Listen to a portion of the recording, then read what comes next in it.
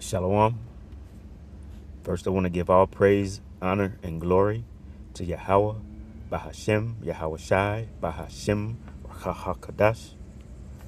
Double honors to the apostles, bishops, and elders of Great Millstone, from whom I learned this truth. And shalom to the 144,000 elect. I am Ayakala.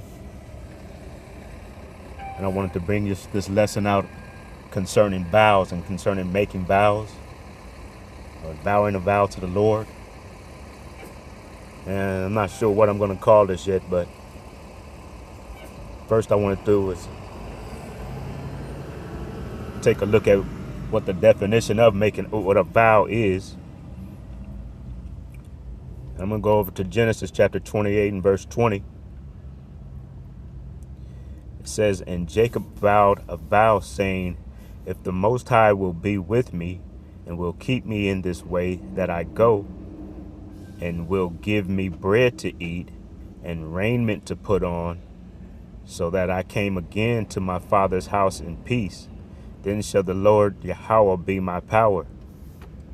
And I wanted to start here because I want to take a look in the blue letter and see what the definition of a vow is and what the Hebrew word is for vow.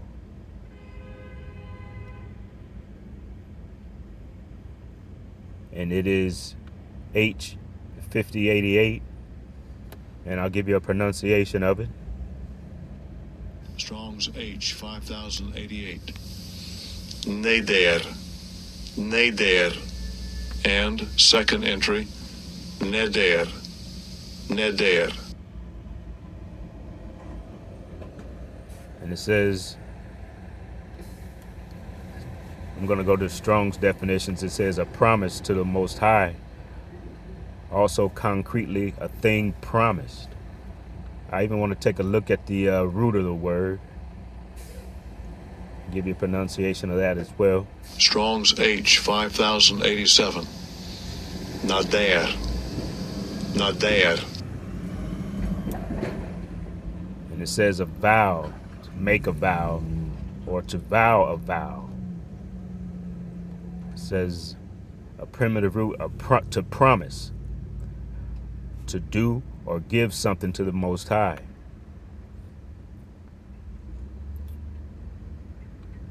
And I even want to take a look at the definition in the Zondervan.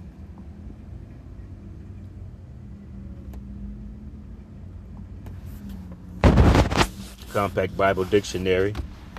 See if I can get a little bit more on what a vow is. See, because you can vow a vow to your brother. You can vow, it's making a promise. But if you vow a vow to the Most High, you better be sure that you want to make a vow to him, because you don't want to break it. It's a serious thing to make a vow to the Lord and not keep it.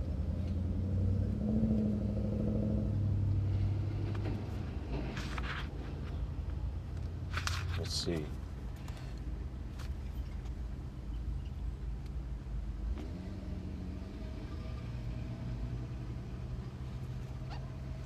All right, and this is the Zondervan Compact Bible Dictionary. It says vow, a voluntary promise to the Most High to perform some service or do something pleasing to him in return for some hoped for benefits.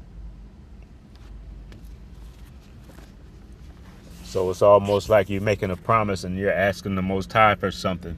And once you make that vow and the Father, the Most High, hears you and grants you that vow, you better make sure that you follow up on your end doing what you promised to do for the Lord. That's why I said you want to make sure when you're vowing a vow to the Lord that that's what you really want to do. And don't be double-minded about it. Once you make that vow to the Lord, it's concrete. You have to keep that vow. And I just want to bring out just a few examples of vows that were in the scripture. And I'm going to go over to Numbers chapter 21.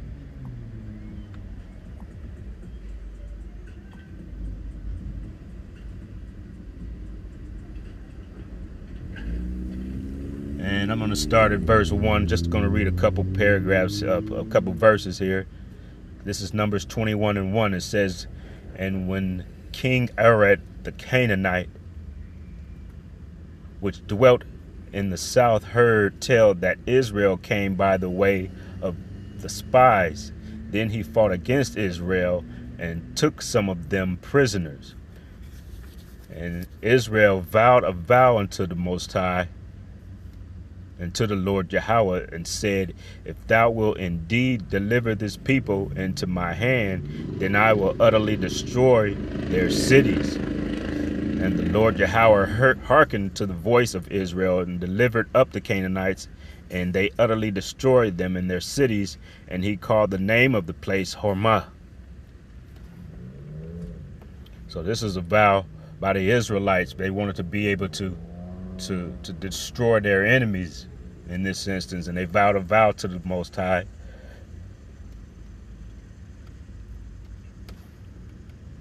I'm going to go over to Judges 11:29.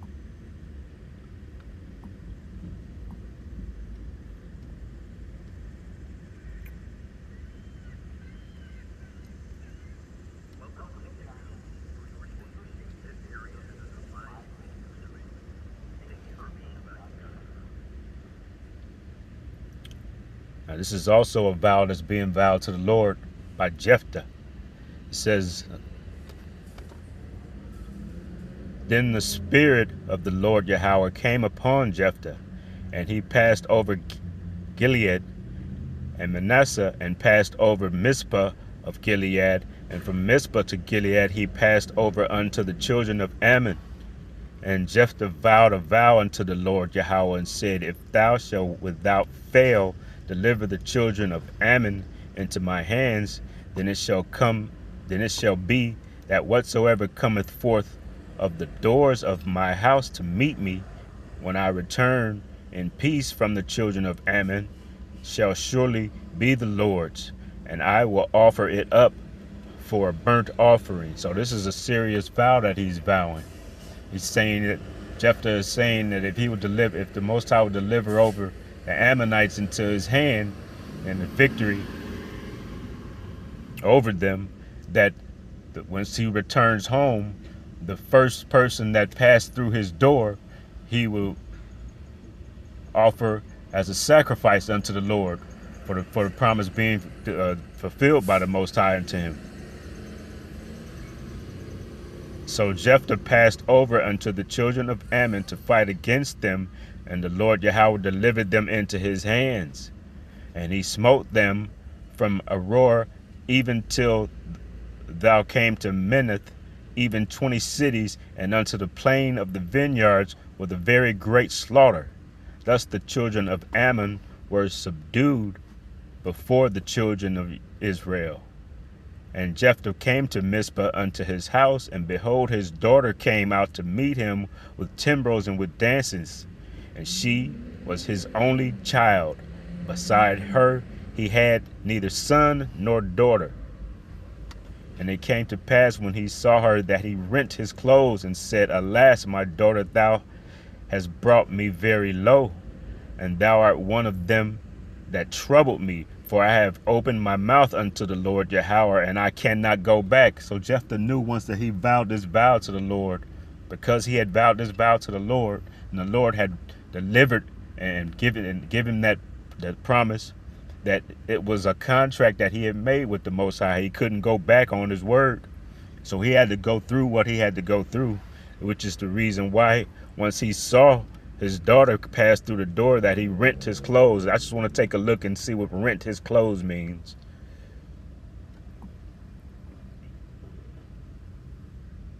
And it is H7167. And I'll give you a pronunciation of the word. Strong's H7167. Karah. Karah. Karah. And it says to tear, rend, to tear away or out, to tear or render asunder, to make wide or large, to rend open, meaning that he tore his garments. That was an indication that he was sorrowful for what he had to do, because he knew that he had to make hold true to the promise that he made unto the Most High. All right, I just got a couple more here, and I just wanted to bring these out just to show you that once you make a vow to the Most High, that it is a sacred vow, one that you can't go back on. And since I said that word sacred, I'm going to look that up in Google.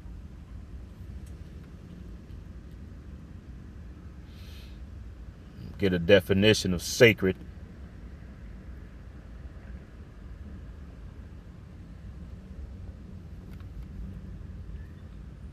Hit Google's definition.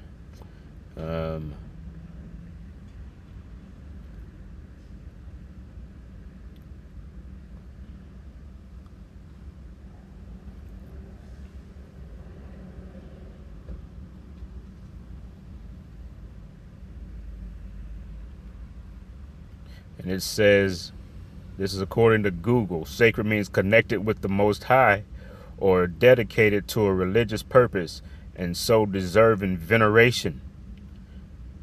And some of the similar words are holy, hallowed, or blessed. But it brought out this word veneration. I want to take a look and see what veneration is also. And veneration is great respect or reverence, according to Google. So it's a very serious thing when you make a vow to the Most High. That's something that you can't go back on. You have to hold true. And even if you make we reverence the Most High because He is He is our Father, and we want to make that vow, and we want to make sure that we hold true to it. But I also wanted to say that it's important. If you make a vow to a brother, you can't just let it come out of your mouth and not hold true, not own up to it. You make a vow to your brother, you have to come through and you have to do it. So I just have just a couple more, and then that'll be the end of this. I'm gonna go over to Numbers 30:2.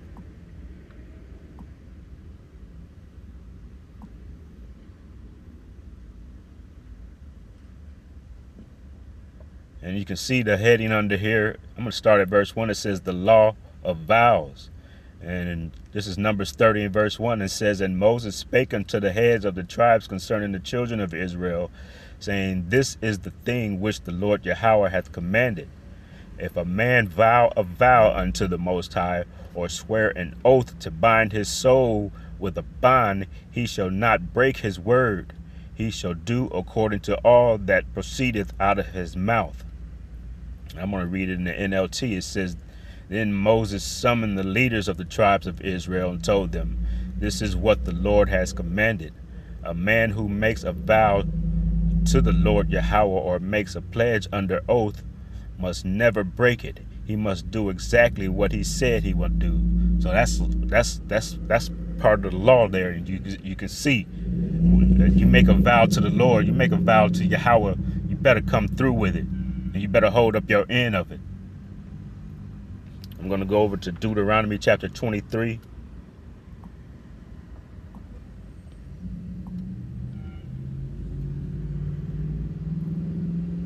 And I'm going to go to verse 21. And it says, when thou shalt vow a vow unto the Lord Yahweh thy power, thou shalt not slack to pay it. For the Lord Yahweh thy power will surely require it of thee, and it would be a sin in thee. In the NLT it says, when you make a vow to the Lord Yahweh your power, be prompt in fulfilling whatever you promised him. For the Lord Yahweh your power demands that you promptly fulfill all your vows, or you will be guilty of sin. So you're guilty of sin if you vow a vow to the Most High. If you vow a vow to Yahweh and you don't do it, you're guilty of sin. I'm going to go to, this will be the last one that I bring out. I'm going to go to Ecclesiastes chapter 5.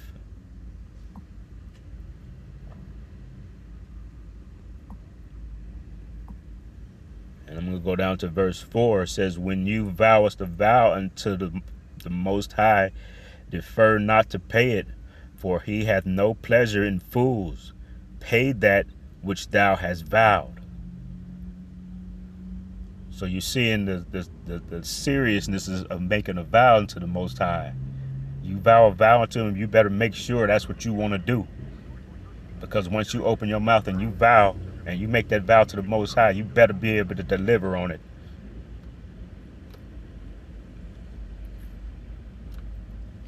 I know I said that's the last one, but I think I want to bring out one more. We're going to go to Matthew chapter 5.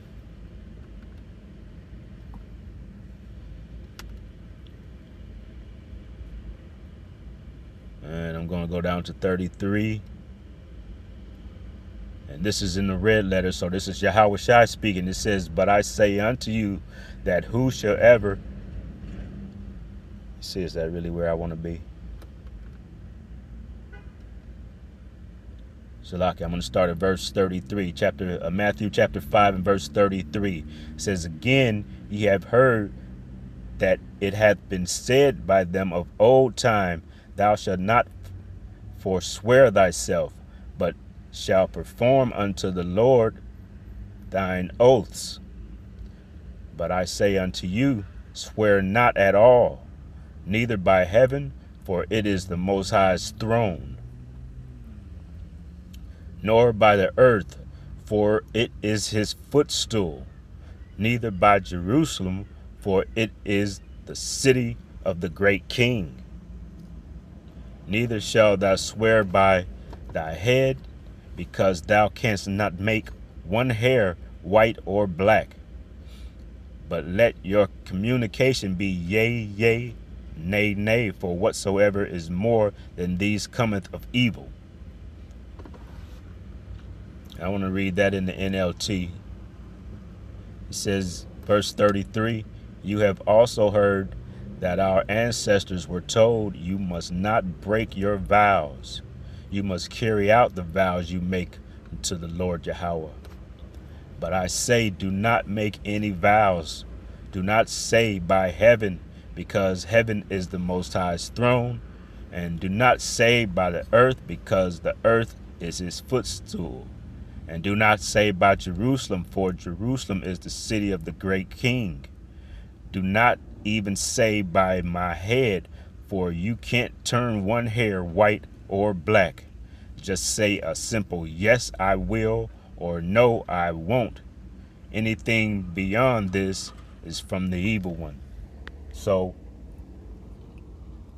Yahweh Shai is pointing out the severity of vowing a vow unto the Most High. Because if you vow that vow, you better be sure that that's what you want to do. You better be sure that that's what you want to enter into. Because like I said, once you make that vow, you're bound by it. You must deliver. You must come through. And it's kind of like, now I'm not going to say kind of like, but it's like once you decide to pick up these scriptures, to bring teachings forth and to do the Lord's work, you can't turn back. You have to know what you're entering into, because there is no turning back. You keep moving forward, and you have to keep bringing out this word and bringing out this word to your people to let them know who they are, and to rebuke when necessary to rebuke. And I know I said that was going to be the last one, but I wanted to just bring out something to support what I just said. I want to go to Luke chapter 9 and verse 62.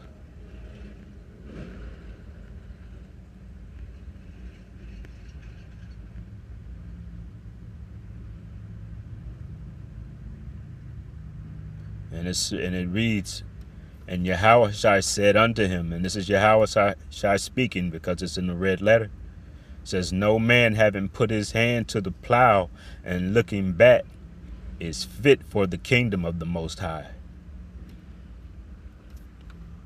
Let's take a look at that word plow.